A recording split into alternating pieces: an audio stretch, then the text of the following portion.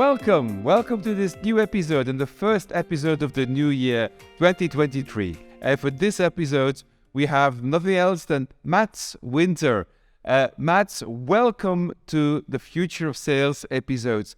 Mats, I'm going to ask you, can you introduce yourself a little bit to our audience? Sure, I can. Thank you for inviting me, Régis. I'm You're proud welcome. to be here.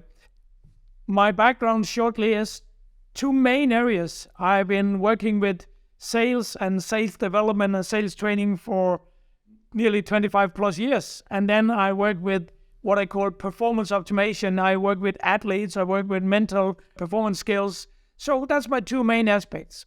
I'm representing the company called Intense. And the reason we call ourselves Intense is actually that the name is what we do. We create intensity in sales organizations, in organizations in general. And intensity means that in everything we do, we show intensity. So we cannot compete on product and price. We can compete on intensity. I can definitely vouch on the intensity because I remember, Mats, we met 7-8 years ago. Thanks to Carina Bergdorf, who also came in an earlier podcast. And you organized an event. And I think even twice we came to Copenhagen. Yeah. And I indeed, and we also did it during COVID. We did a big event which you organized, and somebody from Challenger Sales spoke as well. And I remember how Matthew Dixon participated. Yes. How intense the whole, you always are in those sessions. Great. And that's also the reason, Mats, I really wanted to have you here, because it's fantastic to have somebody who's been around the block for a couple of years and seen how sales has been evolving. And I really want to pick your brain on that one. And so, Mats, the first question is, if you go back pre-COVID, and let's say 2015, and you look at how you were selling and how you were seeing customers and what were the pain points then, and you compare it with today, what are the big differences that you've noticed? There are aspects on the way people learn to sell, and there are aspects on the way we train them to learn to sell. The first one is that at that time, it was a little like whatever industry or business you were in, they, so to speak, learned the same skills. And somebody picked a method like spin selling or challenger selling or whatever, and then they fall in love with that, and then they wanted to learn that. At that time, it was a little like everybody learned the same. And we also trained them a little the same way, because normally we put them into a room for 2 days, even sometimes 3 days, and then we put a lot of stuff into their head and hope that somebody good came out after the 3 days. But we see today that changed a lot. We're much more into tailor-making the program to train them, much more into microlearning, and we are definitely much more into small stuff that need also to be aligned with the sales philosophy, the sales method. I'd like to pick you going on that one, because I recognize this one-size-fits-all approach. We like one method and everybody has to sell that way, regardless when it's applicable or not. And I noticed that these days I said, no, there are different tools, different methods, and depending on the situation in which you're in, you can apply different methods. And you have to use it as a Lego box of different tools and methodologies and play around with them. Yeah, a little like driving a car. When you're driving off-road, you don't need a normal car. When you're driving on the road, you can be in a sports car. And I think sales is a little like the same. If you are, what kind of industry you're in, what kind of market you're in, and definitely what kind of culture you have in your company. And that was really opened. My eyes was opened before COVID from Carina when she really challenged me on if I really thought that selling was just selling. And I found out, no, it's not just selling. There's a lot of aspects. And you also really inspired me about the co-creation part, because that opened eyes that it can be different. It can be many different things, absolutely. Yes. But the basic skills, Régis, skills, we still need to learn communication skills on a very high level. We need to understand people and build relationship, whatever we're in an industry. Absolutely. Being persuasive and a good communicator remains a basic skill for everybody. Absolutely. Yes. Hey, I'm interested as well. You were saying 2015, big programs, 2-3 days, everybody in the room. Today, much more smaller programs, microlearning. What's your experience with that? How does it work? I'm actually during COVID, I started in the beginning, of course, being worried because what would happen now? I couldn't go to the stage, we couldn't go to the podium, we couldn't go to the classroom.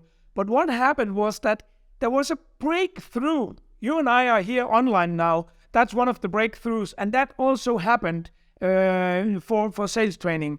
And one of my biggest really experiences was that I was training 70 people from a heavy, complex industry, and they were spread all around the world.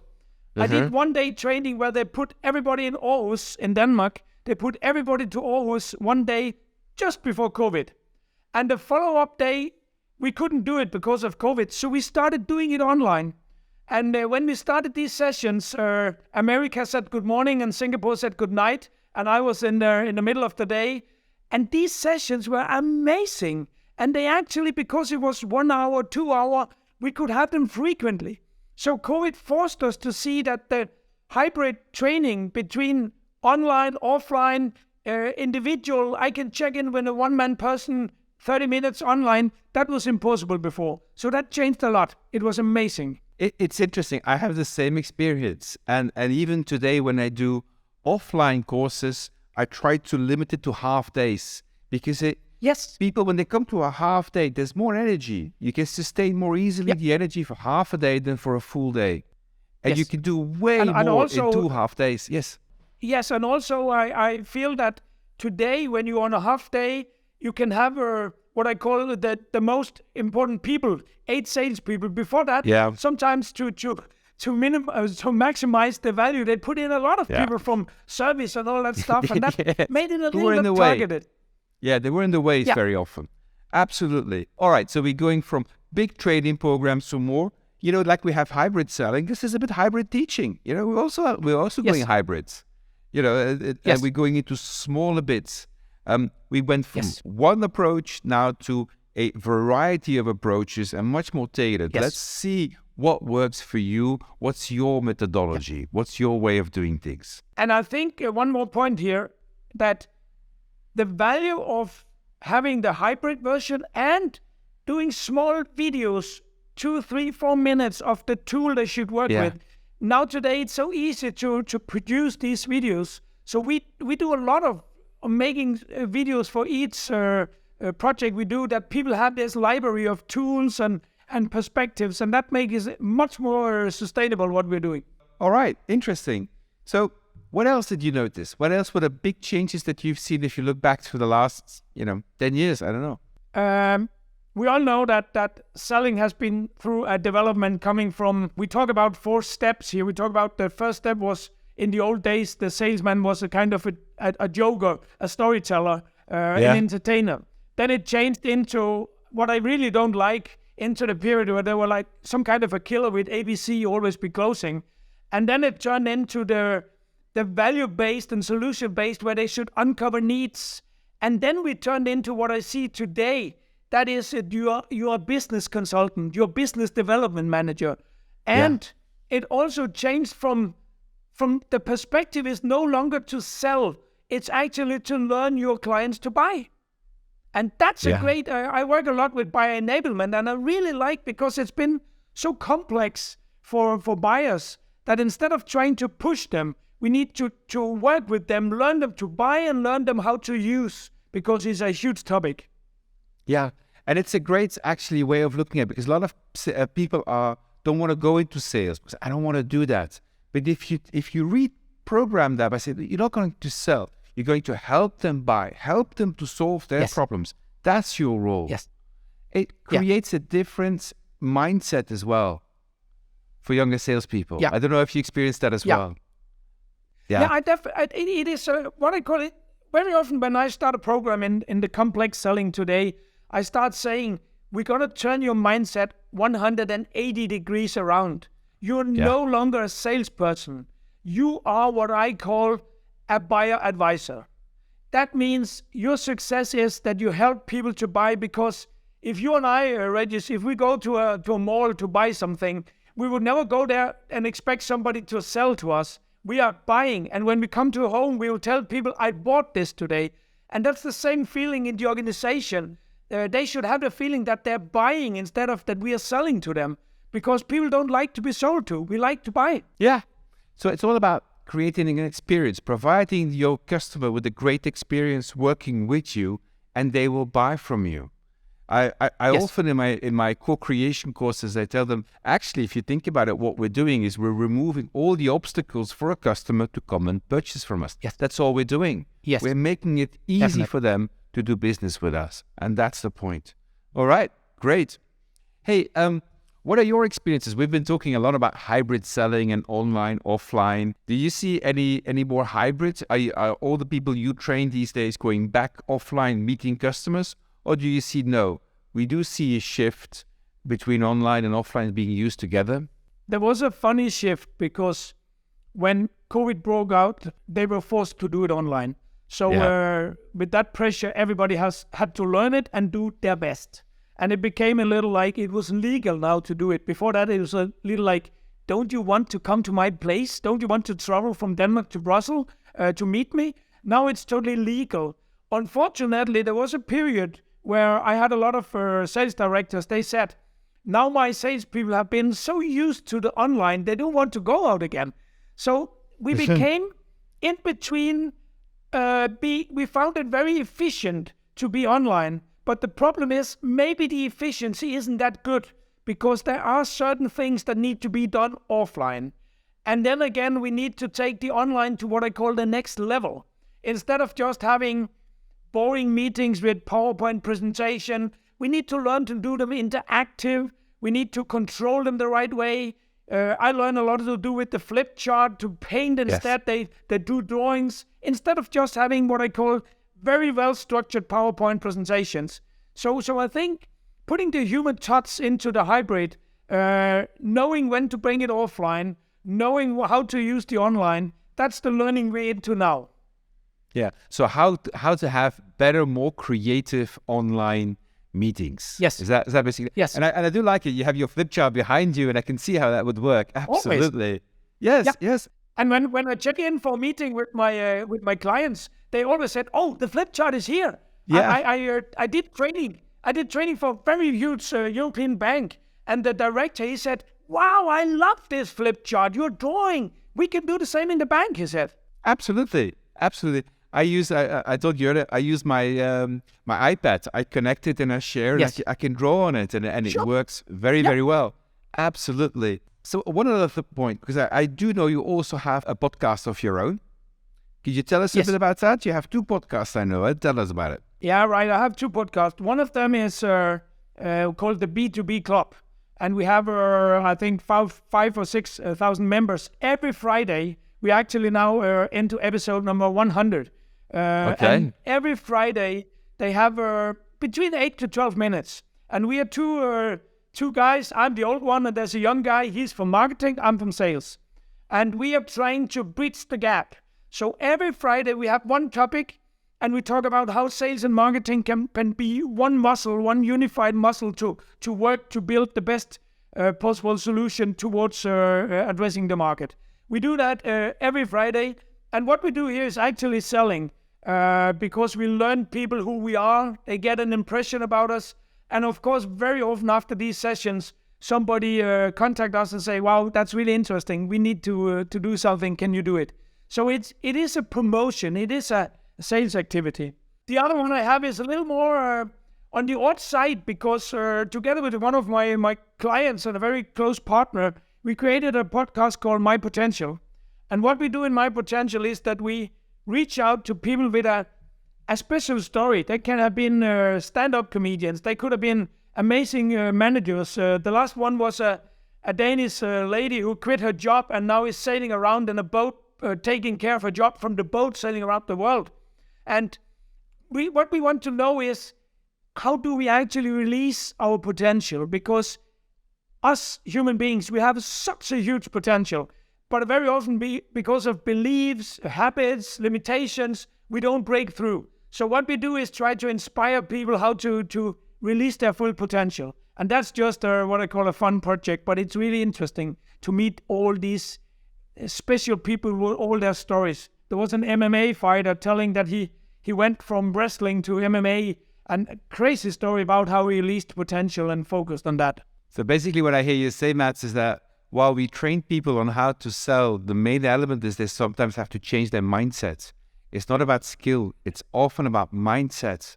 We limit ourselves. I would say that sales is by far the most important ingredients for success is your mindset. And I think you know that together with Karina, we did a small study that showed that one of the most important things right now is to work on the mental strength of your sales organization.